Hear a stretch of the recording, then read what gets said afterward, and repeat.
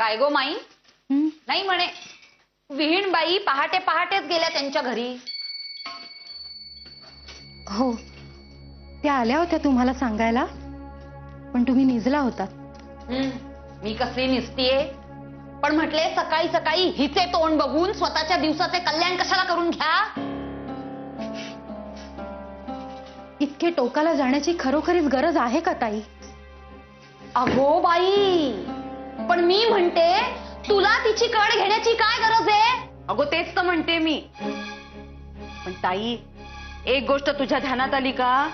अगो माधव विहीणबाईंसोबत देवराष्ट्रास गेलाय.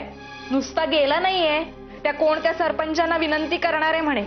ती पाण्याची काहीतरी भानगड चालू आहे ना रमेच्या गावची. काय सांगतेस काय दुर्गे? खरे की काय? मी कशाला खोटे बोलू ताई काकू, मी स्वतः ऐकले आहे. दादा रमेश सांगत होता. बाई बाई बाई बाई बाई, आता तर अगदी शर्थच झाली हो. नाही, हा तिथे जाऊन त्या सरपंचाच्या पाया का पडणार आहे? अगो निकाल तर त्याच्या विरुद्धच दिलाय ना माधवाने. काय गो? कल्याणच आहे अगदी. पण मी काय म्हणते, त्या गावाचे जर भले होणार असेल तर थोडेसे नमते घेण्यास काय हरकत आहे? अगो हरकत काही नाही गो माई, पण एक गोष्ट ध्यानात आली का तुझ्या माई? नाही, सासू सासऱ्यांकडे ओढा भारीच वाढलाय हो आजकाल माधवाचा.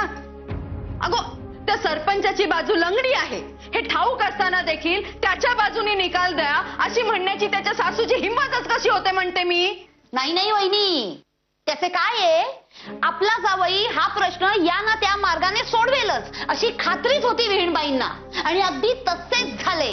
गेला ना उठून देवराष्ट्रास. अगो माई बघो, नाही एके दिवशी रमेश घेऊन जाईल आणि घर जावई होऊन बसेल तिथे. मग नको बसूस रडत.